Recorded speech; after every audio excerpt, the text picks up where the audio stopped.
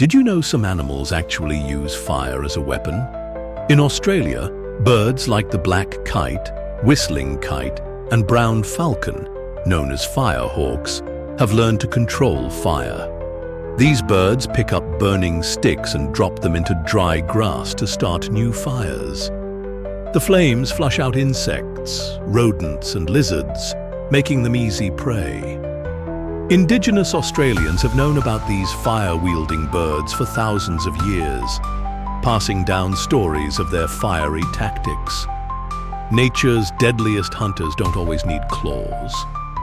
Sometimes they use fire. Follow Mythical Munchies for more wild facts.